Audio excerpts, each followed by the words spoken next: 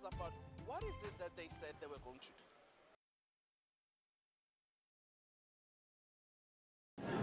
We are back, and I am here with Warrant Officer Mayberg, and she is going to talk to us or take us through the ceremonial program. Welcome, Warrant Officer. I am so glad that you could join us, and I know you've had a very busy week, possibly a very busy 2 weeks, because it takes a lot of practice and preparation for a day such as this.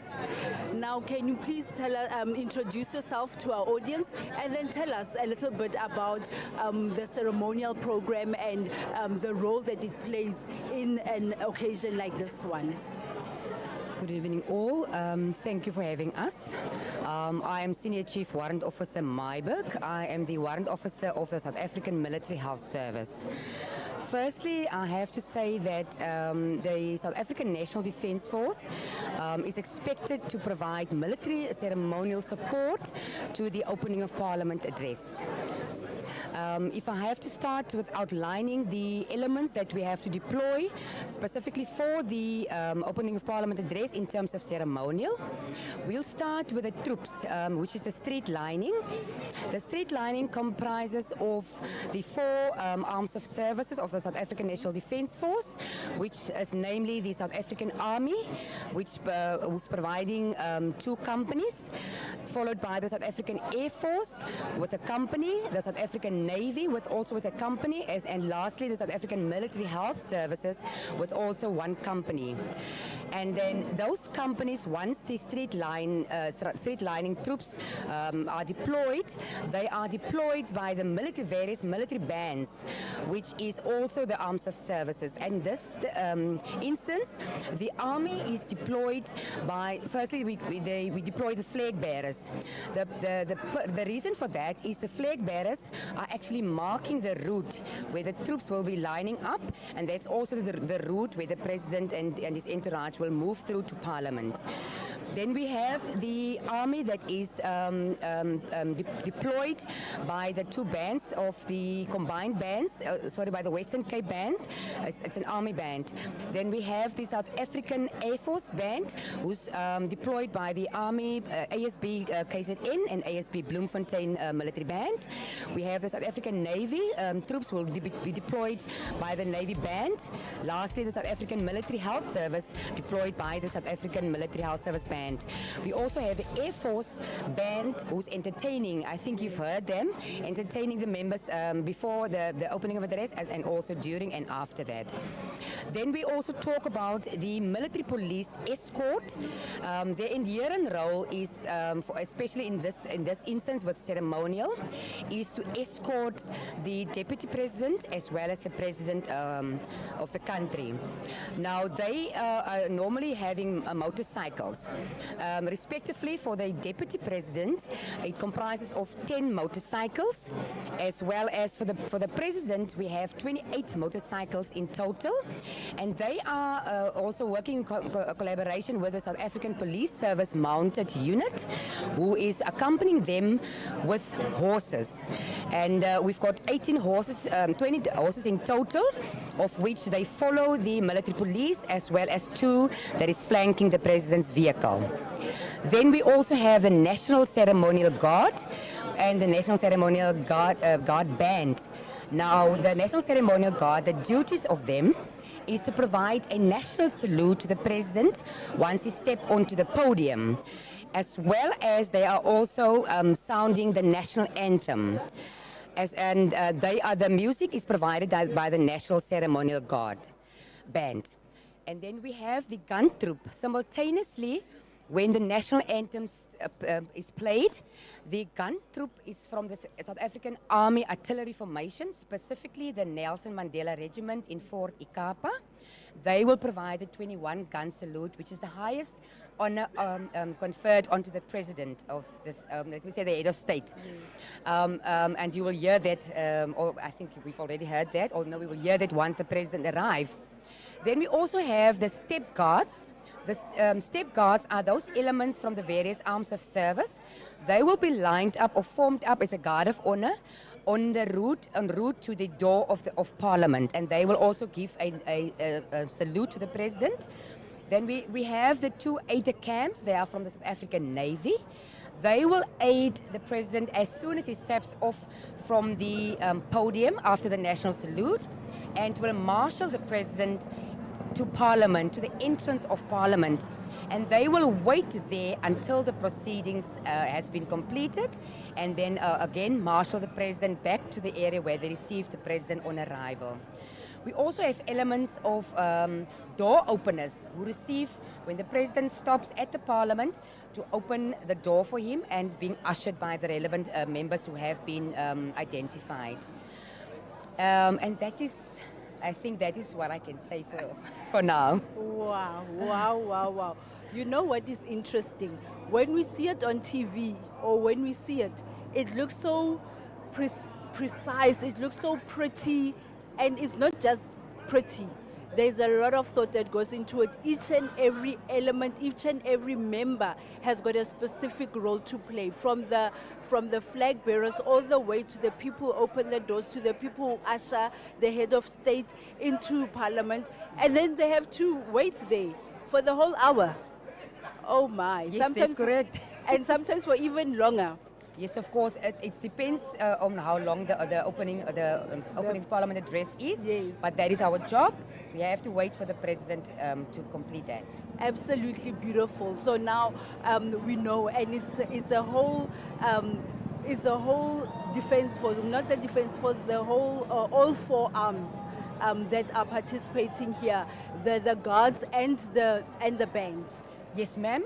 I also need to just add, in terms of the other elements, we also, the other members who are deployed here, we've got the 4 arms of services.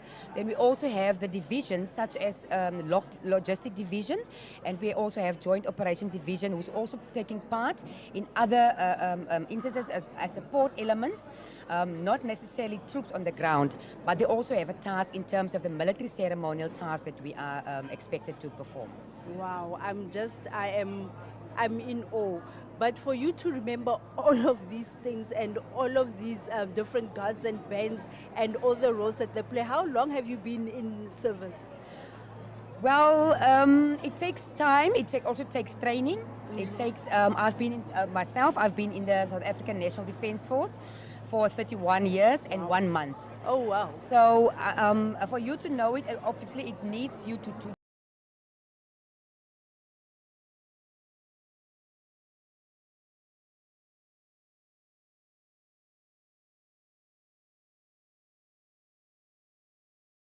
be trained, and you to be also part of it as a junior.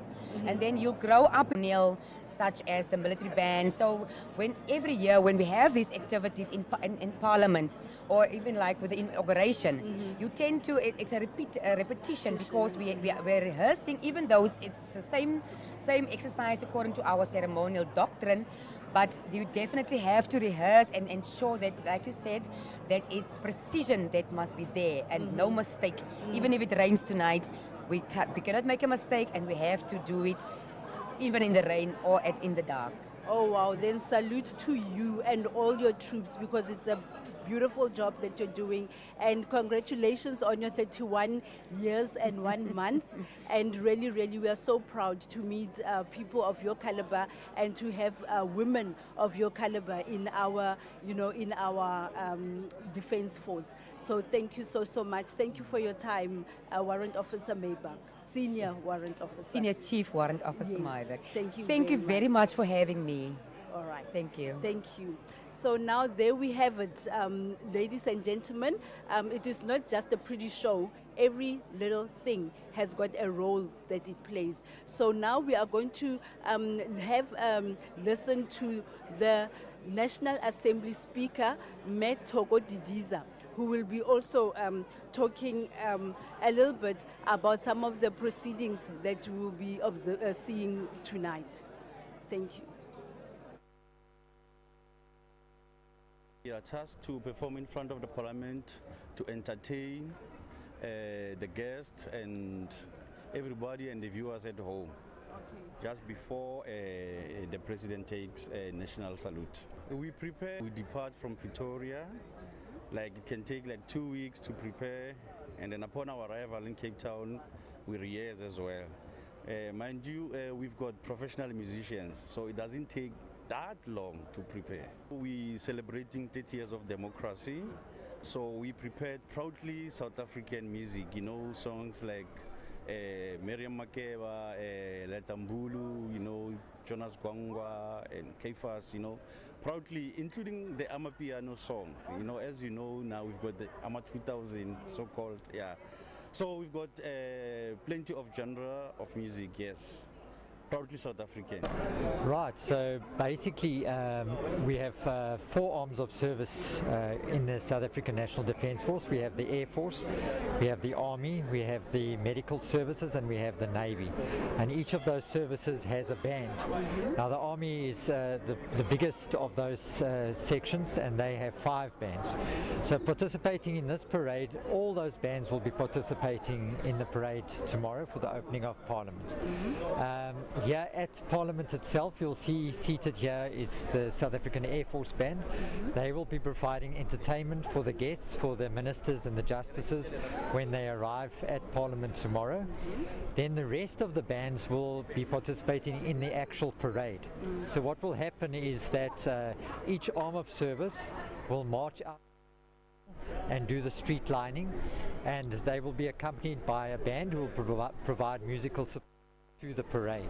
So they will literally provide the march music so that the troops can march through the streets and place themselves in the streets. Once that is completed, then the main band of the Army, we call it the National Ceremonial Guard Band, that band will then march from the castle to here, to Parliament, with the National Ceremonial Guard. The band will take up position behind the guard, and then they will perform the national anthem when the President steps on the podium. So basically that's an overview of the parade and the band's participations in the parade.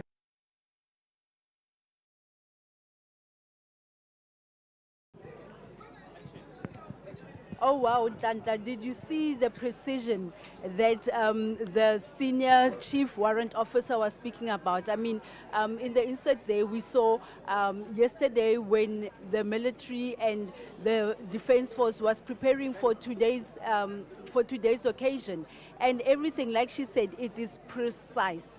The movement of the soldiers, I mean, it is something, it's a spectacle to actually watch. It's absolutely amazing. Amazing, amazing indeed. I've often had people saying that things are done with the precision of the army.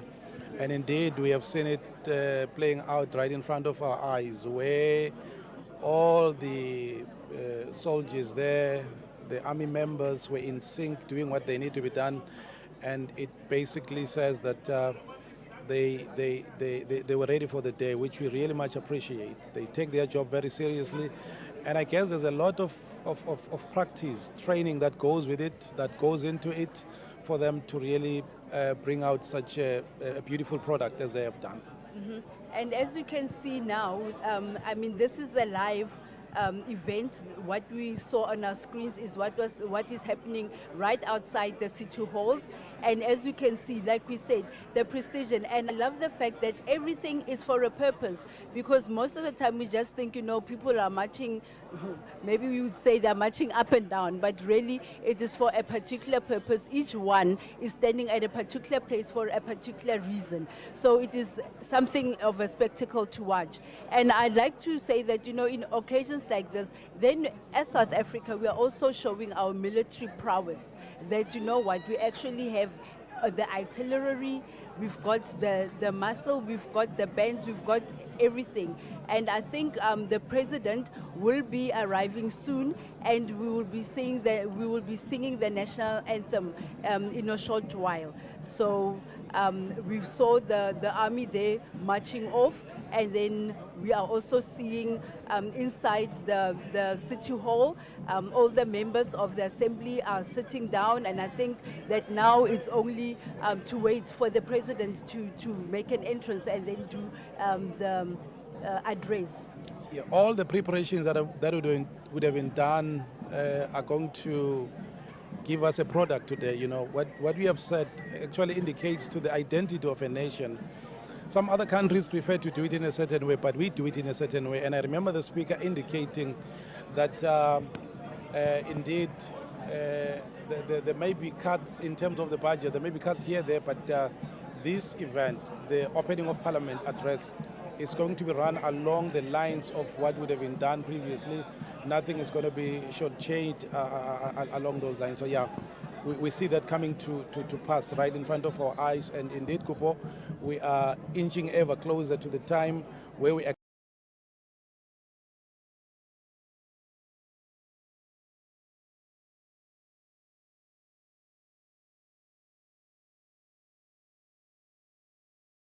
expect the president to come in for us as a country, because in South Africa we are battling, poverty, we are battling inequality, we are battling unemployment, which currently sits at about 42%, especially for the youth. Now we hope that the president is going to come through and then say all of those things that would perhaps satisfy a lot of us. Yes. And I am really glad that we have got the privilege to have a front row seat to see the ushering in of the government of national unity in this 30 years of freedom and democracy in our country. This is just a pure example of 30 years of freedom and democracy crossing over to the City Hall.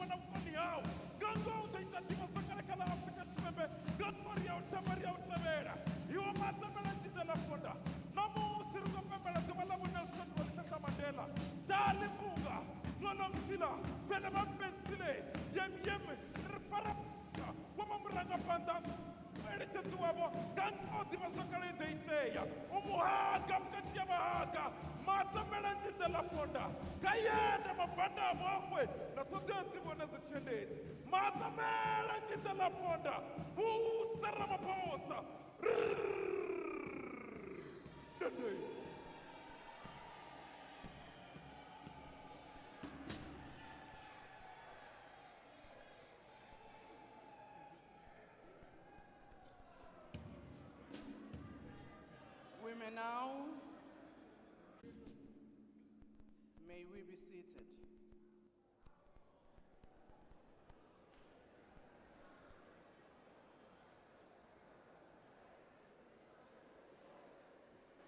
Order, honorable members. I can see some of you think the prayer was very short. I hope you did pray at home before coming here.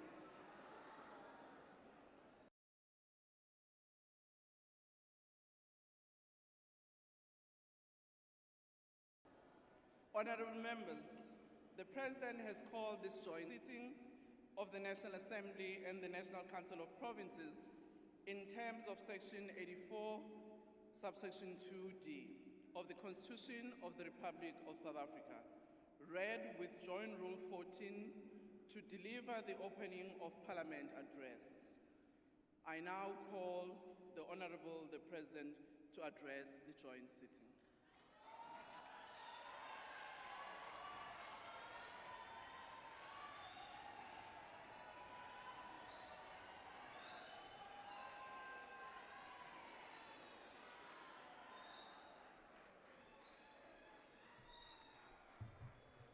Thank you. Let's be seated, please.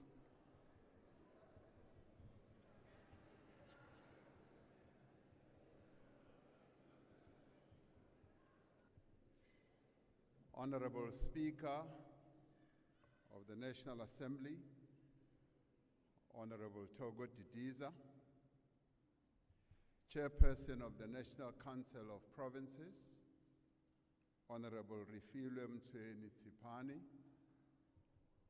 Deputy President Paul Mashatile, former President Thabo Mbeki,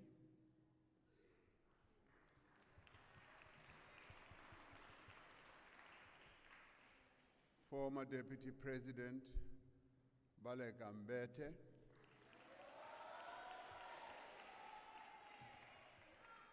former Deputy President Phumzile Mlambo Ngcuka, former Chairperson of the National Council of Provinces, Honorable Amos Masondo,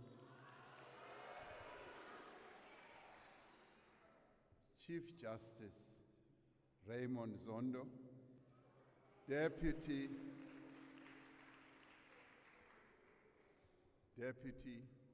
Chief Justice Mandi Samaya, Executive Mayor of Cape Town, Mr. Gordon Lewis, the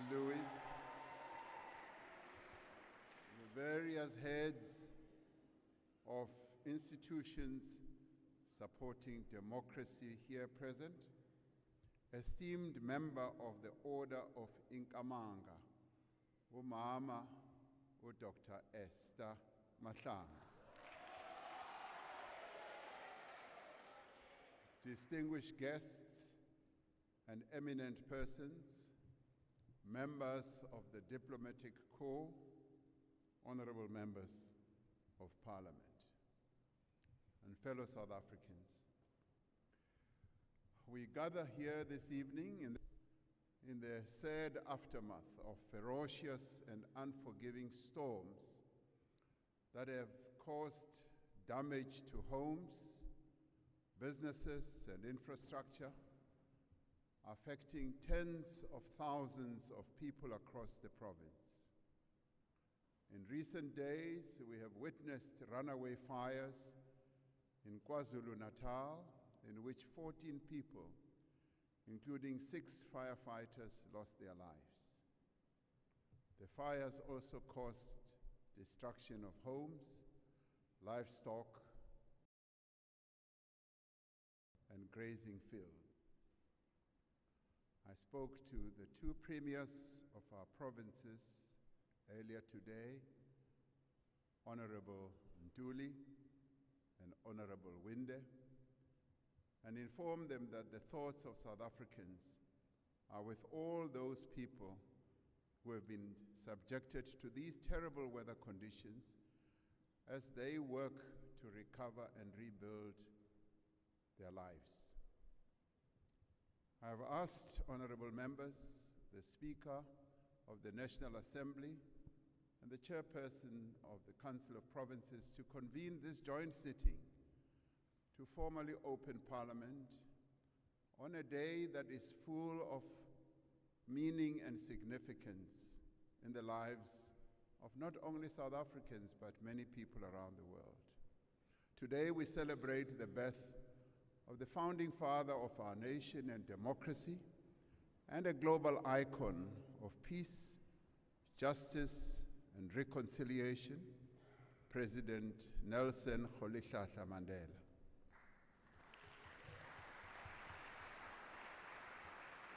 Across our country and across the world, millions of people are marking this day with deeds of service and solidarity.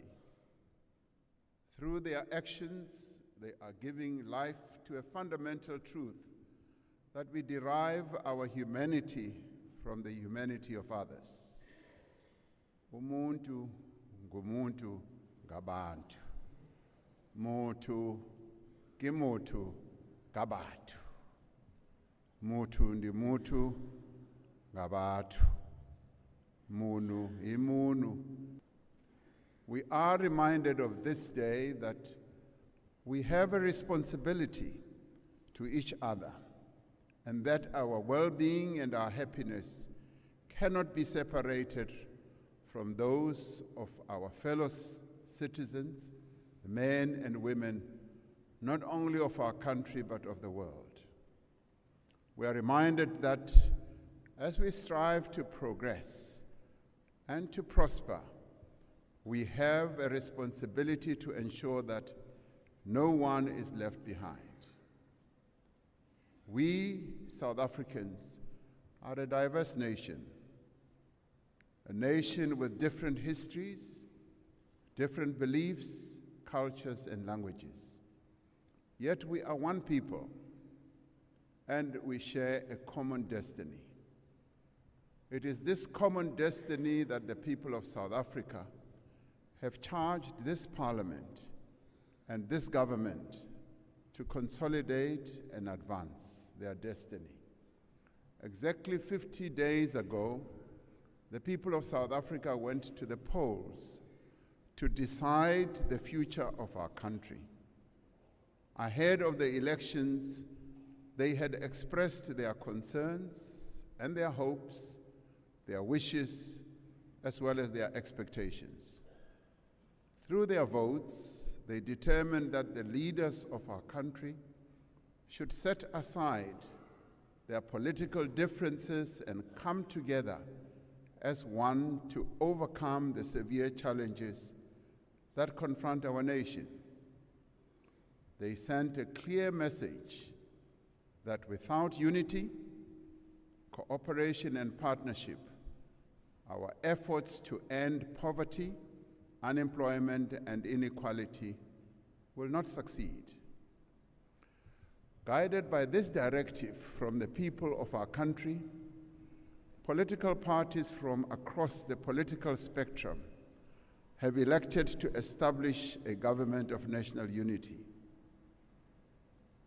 In an act that is unprecedented in our democratic history, 10 political parties represented here in our Parliament have agreed to craft a common program to build a better, more equal, and more just South Africa. They have come together despite their differences, and differences they have. They came together because they share a commitment to a nation that is united, prosperous, and inclusive.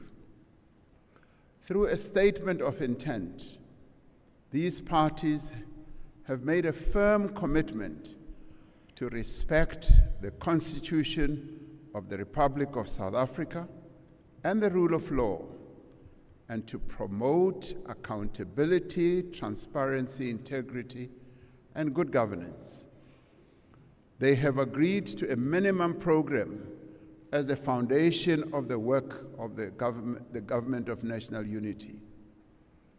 The priority actions that arise from this minimum program received the full support of the recent Cabinet Lekgotla, which was held recently, which brought together newly appointed ministers, deputy ministers, and premiers from all our provinces. It also brought together local government representatives as represented in Salga,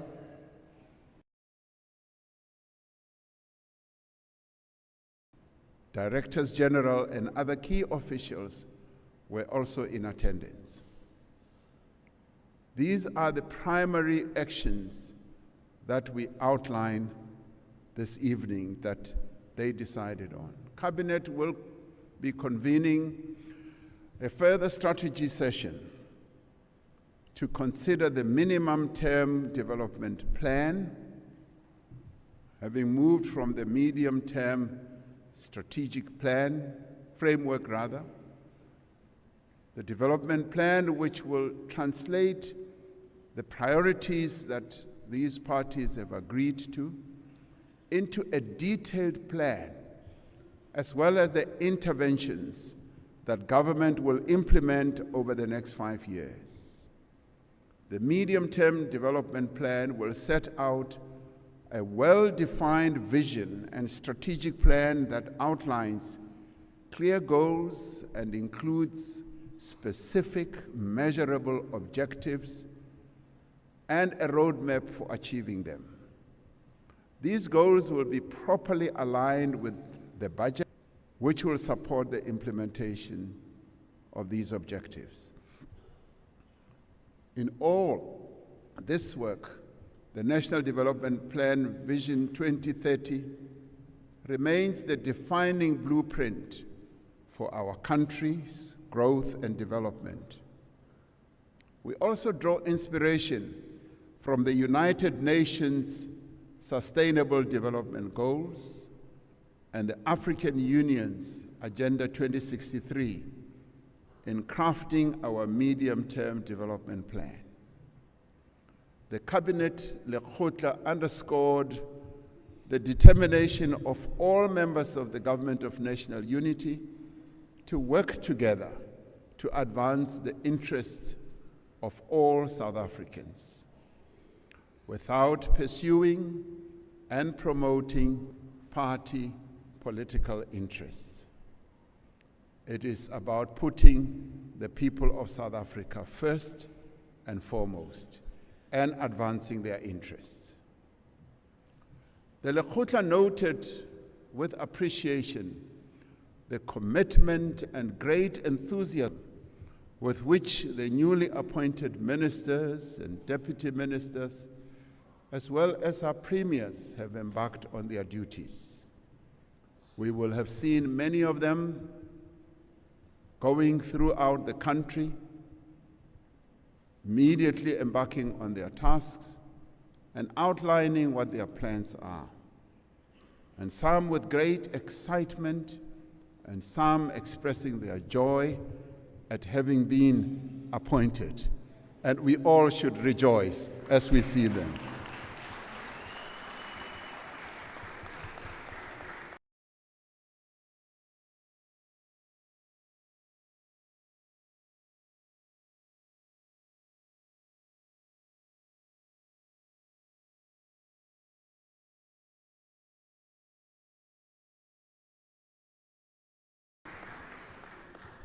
Honorable members, despite the achievement of 30 years of democracy and the work undertaken over the last 5 years to rebuild our economy and our society, millions of South Africans remain poor, unemployed, and they live in a highly unequal society. For a decade and a half, our economy has barely grown. The people of South Africa today requires that we act together as the Government of National Unity, as well as all key role players in our country, and that we act with urgency, boldly and decisively. The Government of National Unity has resolved to dedicate the next 5 years to actions that will advance 3 strategic priorities. Firstly, to drive inclusive growth and job creation.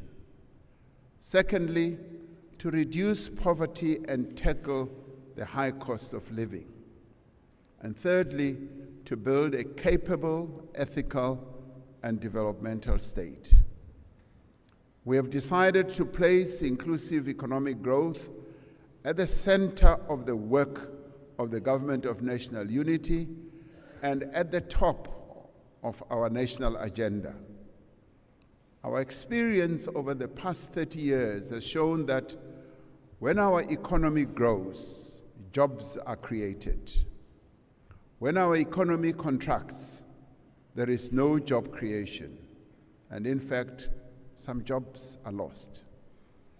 The Government of National Unity will pursue every action that contributes to sustainable, rapid economic growth and remove every obstacle that stands in the way of growth. We are determined that growth must be inclusive and that growth must also be transformational. Inclusive growth must drive the redistribution of wealth as well as opportunity. It must support the empowerment of Black South Africans and women and all those who in the past had been relegated to the fringes of our nation's economy. This is part of the constitutional imperative to redress the imbalances of the past and deal with the slow process of development. Through empowerment and transformation, we can ensure that the skills, the capabilities, resources, and energies of all South Africans are used to the greatest effect. We will continue to pursue the programs that encourage broad-based Black economic empowerment, employment equity, and support to small and medium-sized enterprises. We will continue to protect and uphold the rights of workers and continually strive to improve the conditions in which they work and live. Inclusive growth demands that we affirm the position of the women of our country and the young people in the economy of our country. Inclusive growth requires that we remove the social, economic, and cultural and other barriers to the full participation of persons with disabilities and other vulnerable groups in our country. We will support the growth of rural enterprises and invest in public infrastructure in underserviced areas across our land. We will increase funding to land reform, prioritize the transfer of state land, and improve post-settlement support by strengthening the institutional capacity of responsible structures. To achieve rapid, inclusive growth, we will need to fix our struggling municipalities. Growth happens at a local level where our people live and work. Our municipalities must become both the providers of social services and facilitators of inclusive economic growth. They must work to attract investment in their areas. This approach can encourage businesses to expand and create more jobs in municipal areas. Investors are generally attracted to areas that have reliable and modern infrastructure. Simplifying and speeding up planning and regulatory processes can make it easier for businesses to invest and operate in a municipality, and this often leads to the creation of more and more jobs. As the national government, we have both a constitutional responsibility and a clear electoral mandate to assist municipalities in the effective exercise of their powers as well as their functions. We will ensure that the institutional structure and funding model for local government is fit for purpose and that municipalities are financially and operationally sustainable. Now, this we will do because our municipalities have been raising this over and over again. We will put in place systems to ensure that capable and qualified people are appointed to senior positions in municipalities and ensure independent regulation and oversight. As an immediate priority, we will also bring stability to governance in our metros and restore the delivery of services. Many of our metros have faced huge challenges that need to be attended to. We have already begun with this work. When I visited eThekwini Metro earlier this year, I met with the residents of the city, with local business leaders and municipal officials. They told me that they wanted to work together to build a city that they could be proud of again. We have put in place the eThekwini Presidential Working Group to enhance support from national and provincial government to turn the metro administration around and to fix the problems that they are facing in relation to infrastructure, water, sanitation, and also to focus on attracting new investment. This we shall do because eThekwini or Durban needs to be restored to its former glory, and this we should do. We will extend the same approach to other metropolitan cities that face serious challenges so that our cities can become engines of growth and become dynamic centers of opportunities for our people. In the next 5 years, working together as the government of national unity, drawing on our collective capabilities, we will forge a new inclusive growth path for South Africa by pursuing a massive investment in infrastructure. Significant projects are already underway around the country in areas such as transport, roads, water in the form of building dams, energy, and human settlements. We will massively increase the scale of investments in infrastructure through a more holistic and integrated approach, positioning as the central institution of coordination and planning. We are continuing to simplify the regulations on public-private partnerships. This process had stalled for a number of years, and we are now earnest and focused in simplifying this very way of engendering good infrastructure investment to enable greater investment in both social and economic infrastructure development. From our largest metros to our deepest rural areas, we have a clear intention to turn our country into a construction site.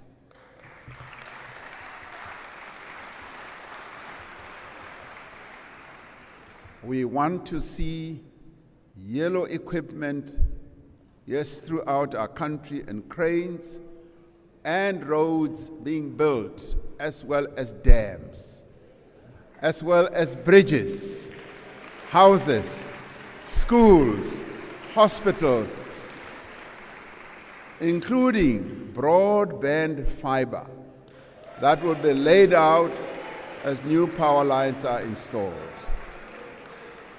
We must work to engender a culture of maintenance of public infrastructure and dedicate resources and establish systems to ensure this.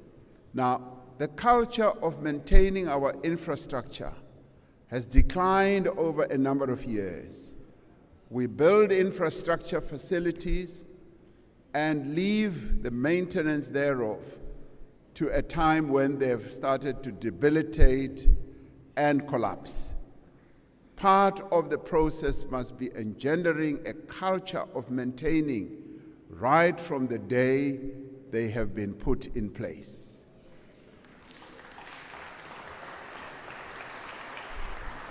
Now, as the government of national unity, we are resolved to intensify our investment drive.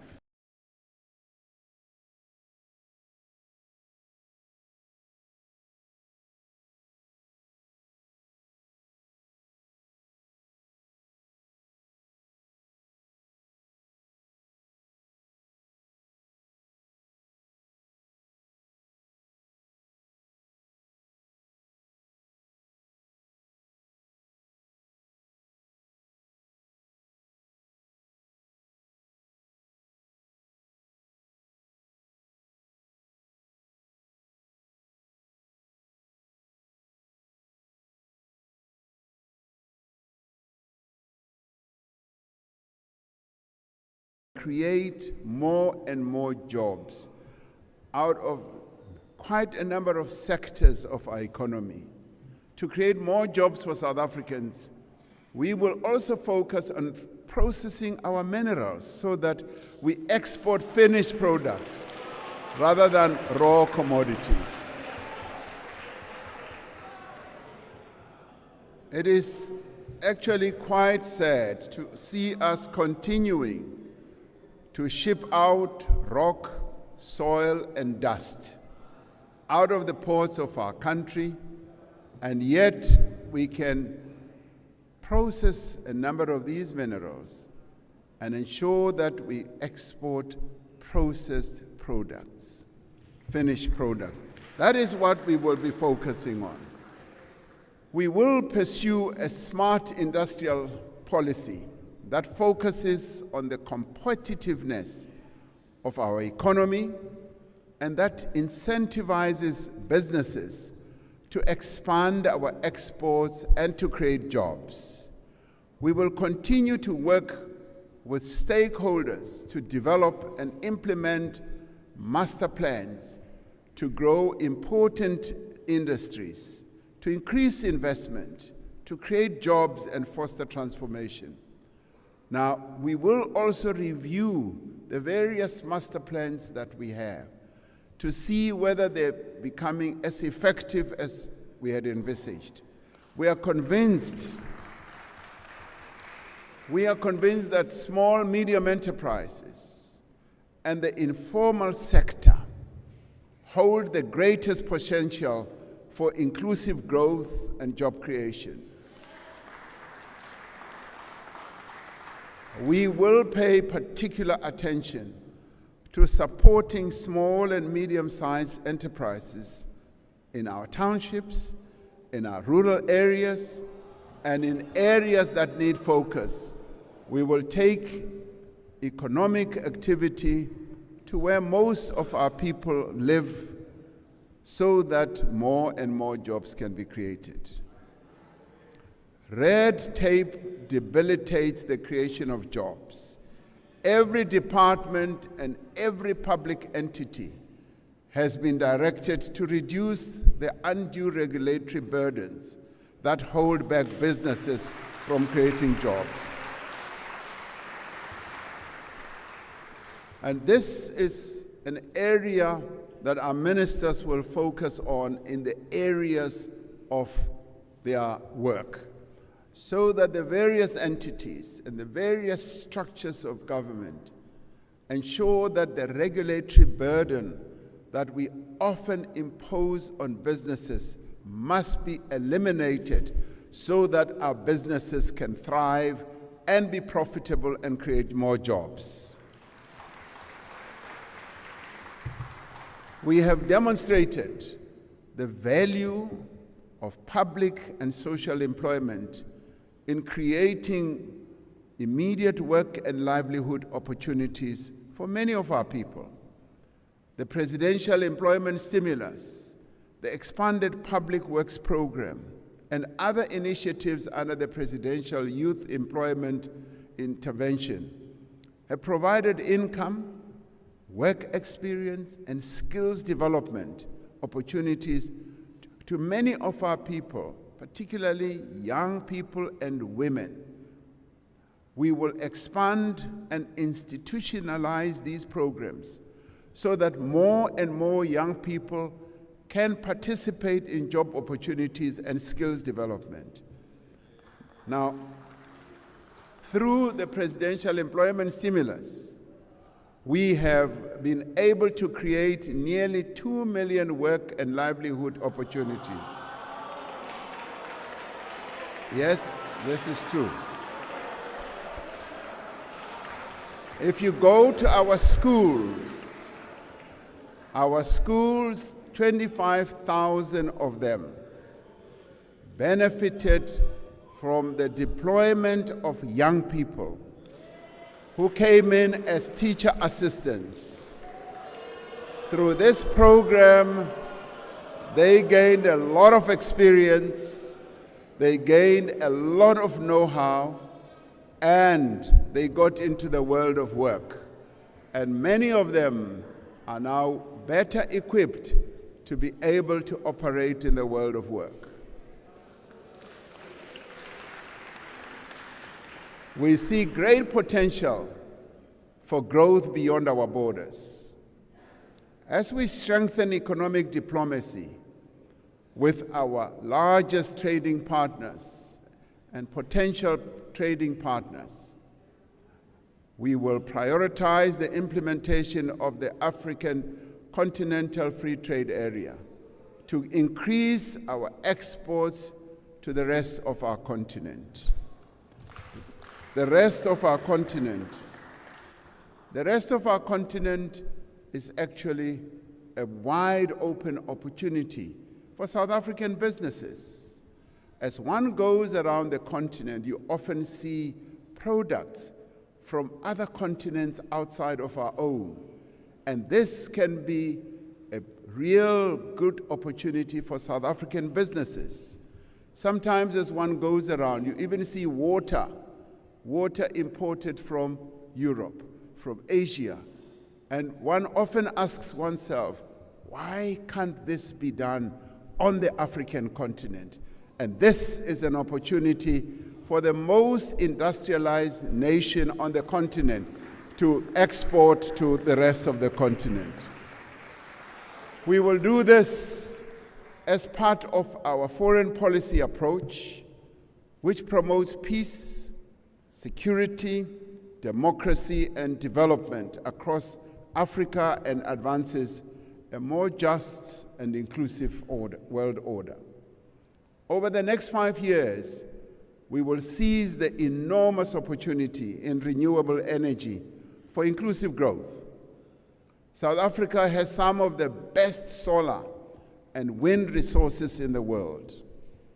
As we undertake a just transition towards renewable energy, our country must create a green manufacturing sector centered on the export of green hydrogen and associated products. We must move into electric vehicles and renewable energy components. We have seen, for example, how the Northern Cape has already attracted billions of rands of investment in renewable energy projects. Work is underway to set up a special economic zone in Bochubai to drive investment in green hydrogen energy projects. We have already a huge pipeline of renewable energy projects representing over 22,500 megawatts of new generating capacity, estimated to be worth around 400 billion rand in new investment. Investments such as these will inevitably create more jobs. Just this week, we saw the largest private energy project connect to the grid near Lichtenburg in the Northwest Province, with over 390,000 solar panels that will add 256 megawatts to the national grid. We will see more of these projects taking shape across the country in the months and years to come. As these investments reach fruition, more jobs will be created. Our Just Energy Transition investment plan sets out a clear path to invest more than 1.3 trillion rand in a just transition, including support for workers and communities in Mpumalanga and other coal-producing regions. Our country is undergoing a renewable energy revolution that is expected to be the most significant driver of growth and job creation in the next decade and beyond. We also have a unique opportunity to position our country as a major player in the digital economy and create jobs in digital services. We will invest in digital identity and payments, expand access to affordable broadband, and increase training for young people in digital skills. As we pursue these new areas of growth, we will continue with the far-reaching reforms that enable growth. At the same time, we will launch our second phase of Operation Vulindlela, a government-wide initiative that has been essential in supporting and driving reform. It resides in the Presidency, and the Treasury and the Presidency are hard at work to lead the reform process in our country.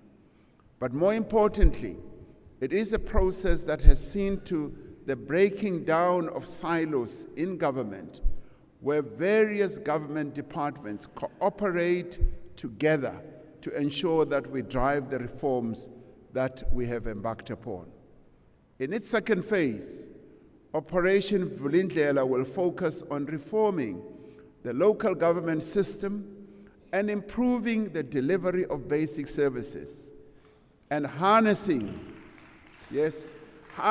digital public infrastructure as a driver of growth and inclusion. It will also focus on accelerating the release of public land for social housing and redirecting our housing policy to enable people to find affordable homes in areas of their choice. We will complete the most consequential transformation of South Africa's electricity industry in more than a century. Since the announcement of the Energy Action Plan that I announced here in Parliament in July 2022, we've made tremendous progress also in reducing the severity of load shedding that beset our country for a long time. Now, over the next 5 years,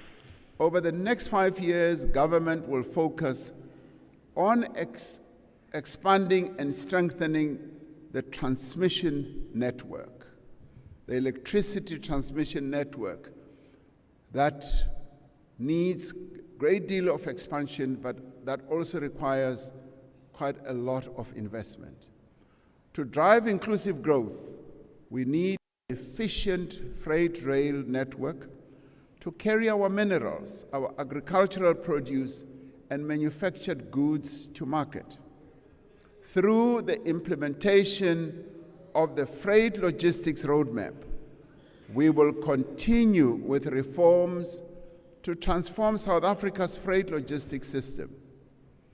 Now, the work that we are doing with business and unions through the National Logistics Crisis Committee has already contributed to improvements in the operational performance of freight rail and ports. The well-being of our people and growth of our economy depends on another important issue, which is water. South Africa is a water-scarce country, and our water security is threatened by historical underinvestment in bulk water resources and distribution infrastructure. We will therefore continue with the institutional reforms in the water sector to enable greater investment in bulk water infrastructure and better regulation of water services and sources across the country. And this will involve, yes, the building of the dams whose construction in a number of areas in our country is already underway, and ensuring that reticulation also takes place as we build these dams. Just as business needs water and electricity to operate, a growing economy needs skills. Where the skills we need are not immediately available, we need to attract people with the appropriate qualifications and experience to come and bolster our efforts. Now, in doing this, we will continue with the visa reforms that we introduced in the last few years to attract skills, but more importantly, to also attract investment, and also with a view of growing our tourism sector that is so important. And we will continue to pursue a macroeconomic policy that supports growth and development in a stable and sustainable manner. Like many other countries, we have had to borrow money to support our budgetary requirements. We will manage public finances with a view to stabilizing debt. We are firmly committed, to steadily reducing the cost of servicing our debt so that we can redirect funds towards other critical social and economic needs. Our second strategic priority as the Government of National Unity is to tackle poverty and the high cost of living. An effective, integrated, and comprehensive poverty alleviation strategy is necessary to provide protection and support to the most vulnerable in our society.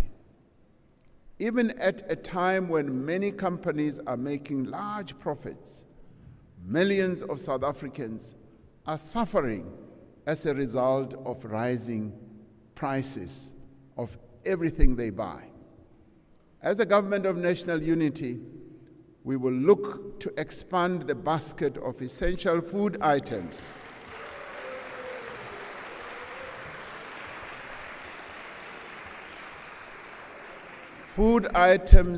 exempt from VAT, and undertake a comprehensive review of administered prices, including, yes, the fuel price formula, to identify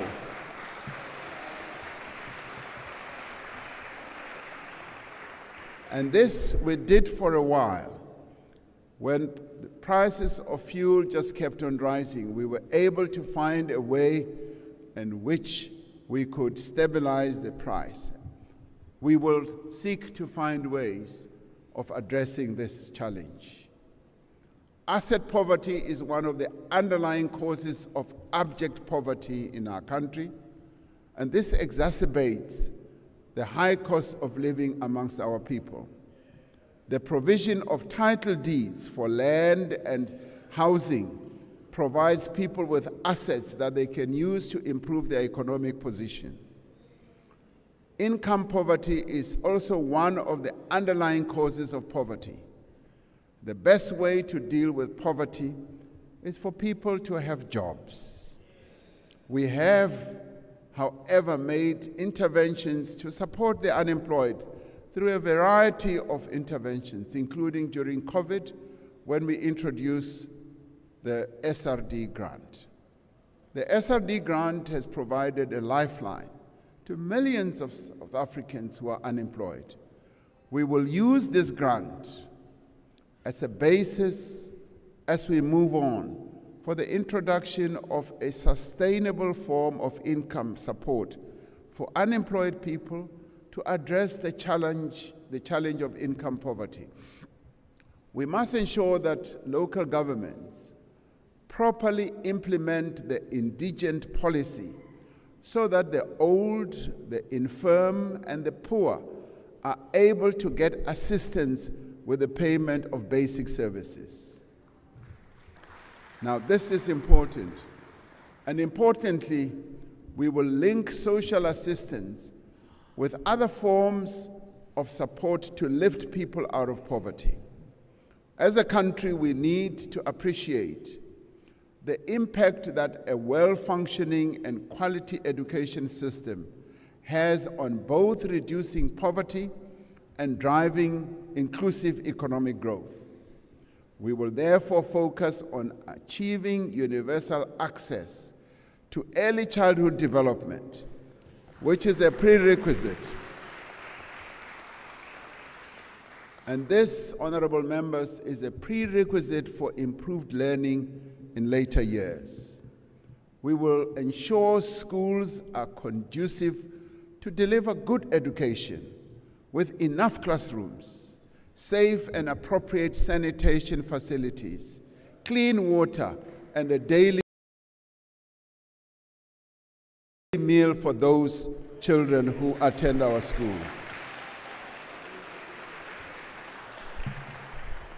To ensure that we produce the skills that our economy needs, we will expand vocational and technical training in schools and post-school institutions.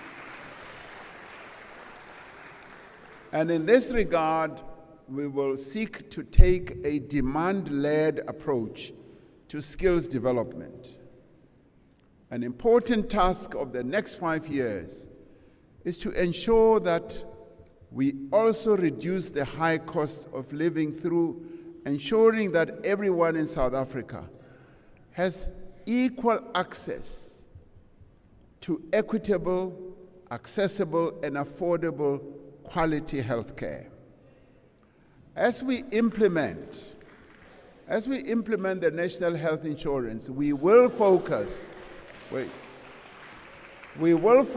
on strengthening healthcare infrastructure, which many people during the debate and discussions on the NHI have said we should focus on.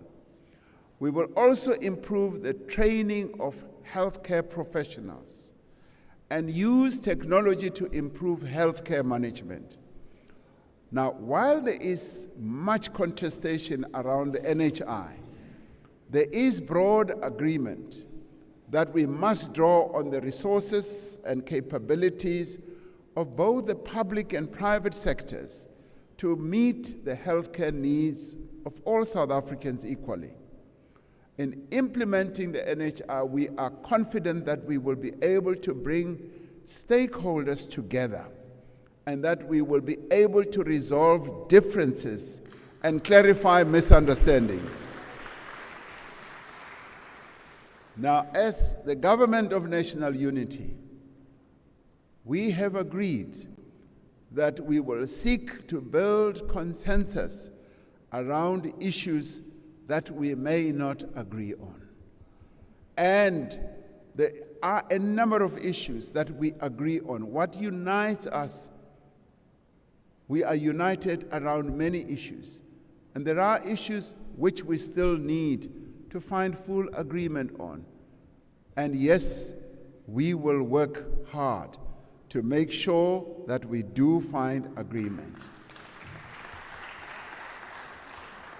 Now, with so many people living far from economic opportunities and services, transport costs take up a large portion of many of our people's income and drive up the cost of living. We often hear reports that many of our people spend up to 40–50% of their income just on transport.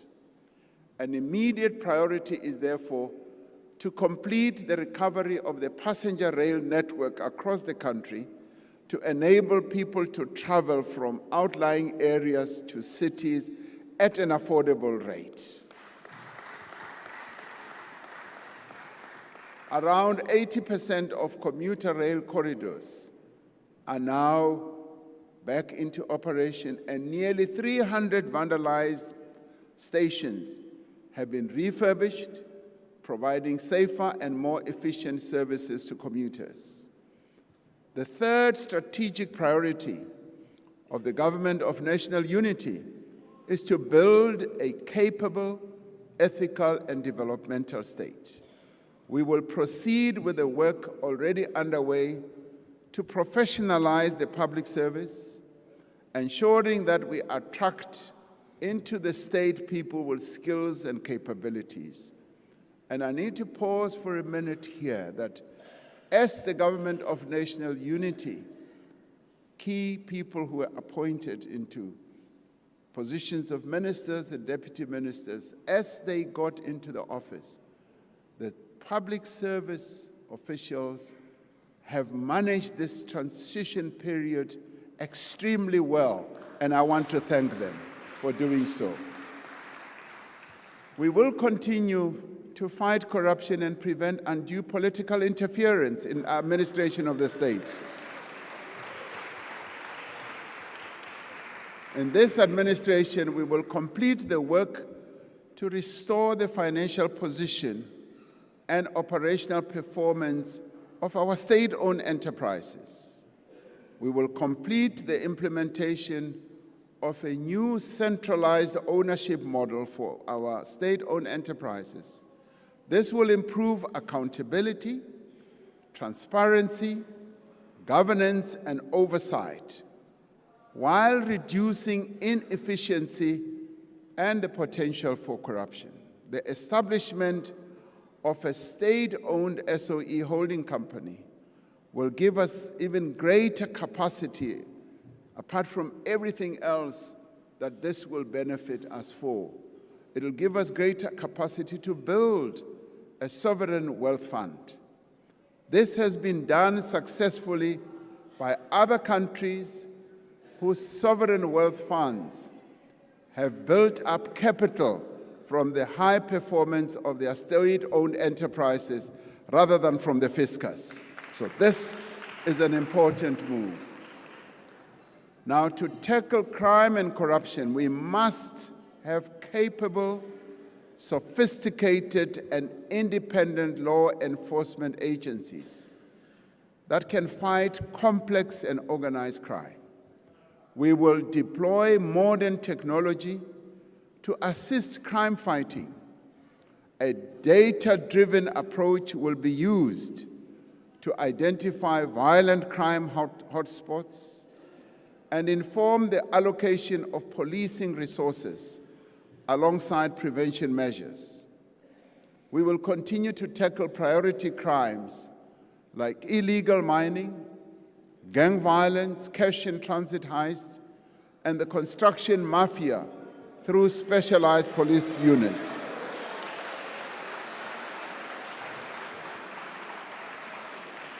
Now, we will continue to implement the National Strategic Plan on Gender-Based Violence and Femicide.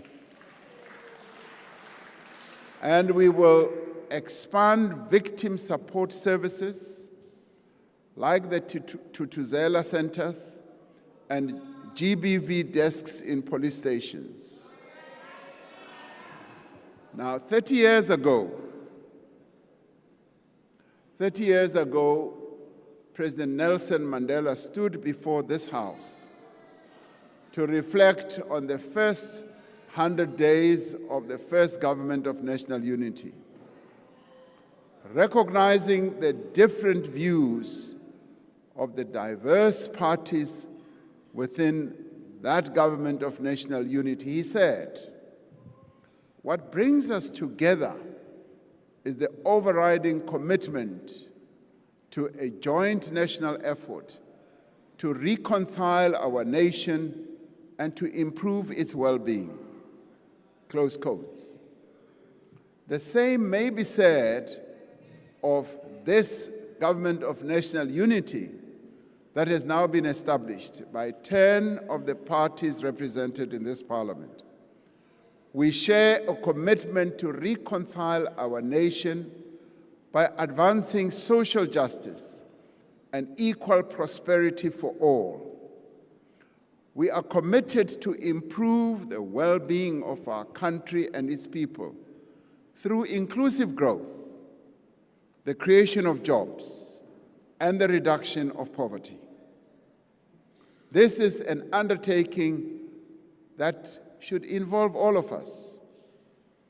On the occasion of the presidential inauguration, I made a commitment that we should work together to hold a national dialogue, to discuss the critical challenges facing our country, and to agree on what we all need to do to achieve a better future for this great country. Across society, people, organizations, foundations, and you name them, have expressed their support for a national dialogue. They have said it should involve all key stakeholders in the life of our country, representing civil society, traditional leaders, the faith-based sector, labor, business, cultural workers, sports people, and other formations representing the diverse interests and voices of our citizens. Following the example set by historic events such as the Congress of the People in 1955, the Conference for a Democratic Future in 1989, and the CODESA talks in the early 90s, and drawing on the experience of writing our Constitution in 1996, we envisage a national dialogue that involves extensive and inclusive public participation. As we have done at many important moments in our history, we will seek to forge a common vision and build a comprehensive social compact with a clear program of action to realize our people's aspirations for this beautiful country. Through this national dialogue, we are called to be agents of change, to be champions of inclusive growth, to be the creators of opportunity for all our people. A few years ago, a diverse group of partners and stakeholders from across society came together to consider various scenarios for the future of our country. These were called the Indlulamiti Scenarios 2035. One of the scenarios that they painted and described was called the recrimination nation, using the image of the bird, the loud hadida, as its symbol. This described a situation of inaction where our country's problems go unresolved and where everyone blames each other for South Africa's ills.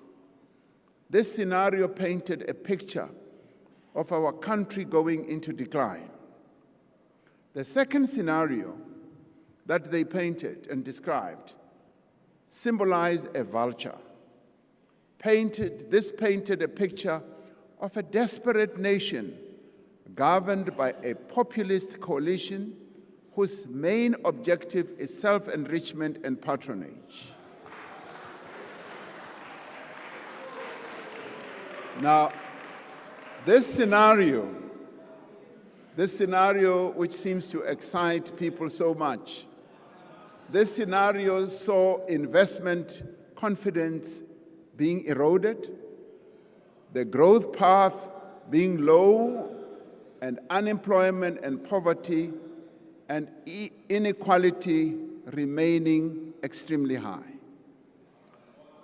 These fellow South Africans also described a scenario they called the cooperation nation, which was symbolized by social weaver beds. This scenario paints a picture where after disruptions and protests, there is a coming together of political parties, the state, the private sector, labor, civil society, coming together in order to jointly identify priorities and leveraging the strength of each. There is change as this scenario plays itself out in the form of governance and reform that leads to the economy growing with more investment attracted, leading to the reduction of unemployment, inequality, and poverty. By establishing the government of national unity, by preparing, yes, for this national dialogue I've spoken about, we have deliberately set ourselves along the path towards a cooperation nation. That's where we want to go. And we would like all of us as South Africans to behave like weaver birds. Weavers are amongst the most efficient and gregarious birds in that they build complex structures together, but more importantly, they cooperate. And this is the way we should go.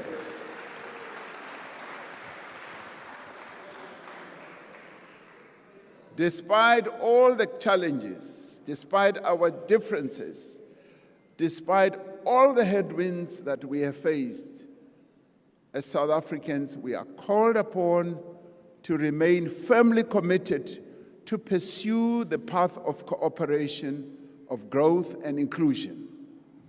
We are called upon to behave like weaver birds, building nests and building this big South African nest that will be able to sustain all the people of our country. Earlier today, a group of South Africans, of South African climbers, reached the summit of Kilimanjaro.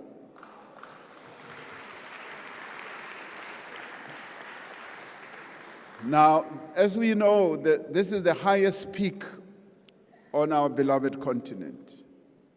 They did so in honor of the birth of the father of our nation, Nelson Mandela, and to celebrate the 30th anniversary of our freedom.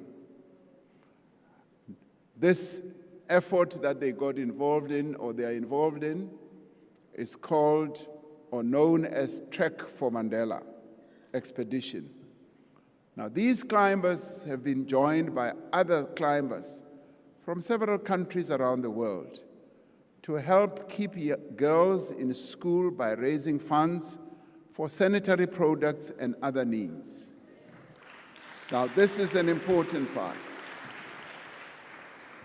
And what they have done symbolizes what we should all take as an inspiration.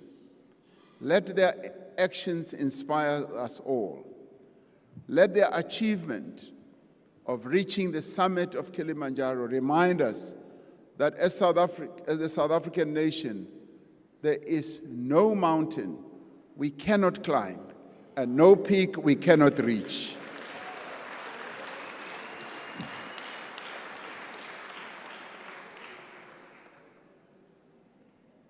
One remembers what Nelson Mandela wrote in his long walk to freedom, when he said he had walked and he had had a long walk and he had climbed a number of hills and he reached this top hill and surveyed the beauty of our country and said he should not tarry too long because there are many more hills to climb. As South Africans, we can summit many hills if we work together and we rise together.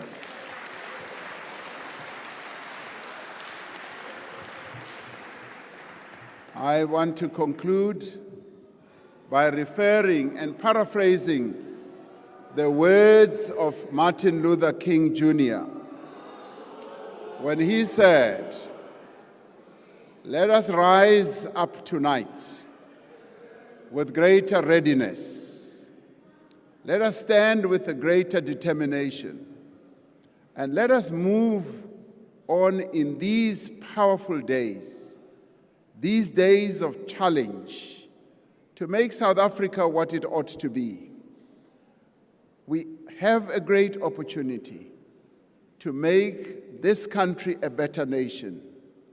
The coming together of all these parties that have decided to cooperate is quite a historic moment for our country, and we must make the government of national unity work and function and succeed.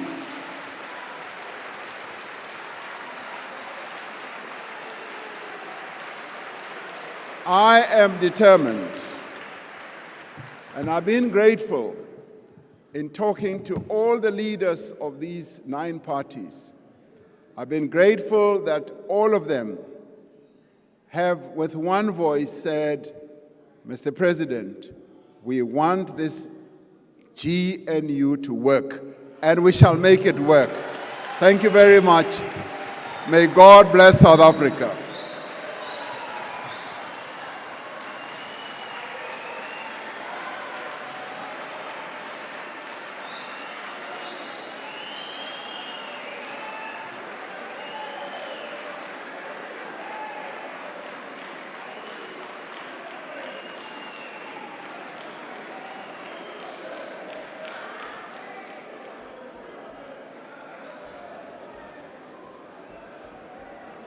Thank you very much, honorable members. We may take our seats.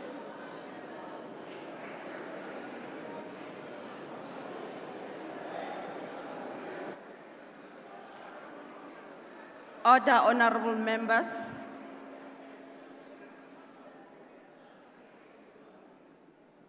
We thank the Honorable, the President, for a well-delivered address.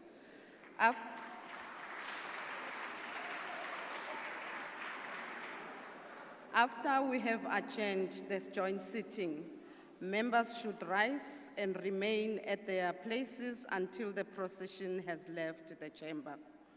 The guests in the gallery should remain seated until the judiciary has left and the ushers indicate that the doors are open.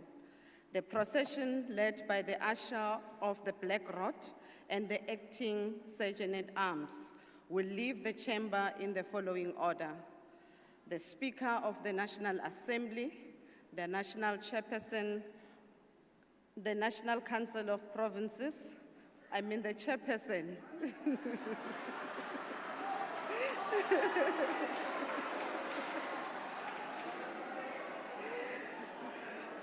the President, the Deputy Speaker of the National Assembly, the Deputy Chairperson of the National Council of Provinces, the Deputy President, the Secretary of Parliament. That concludes the business of the day, and the joint sitting is adjourned. I forgot.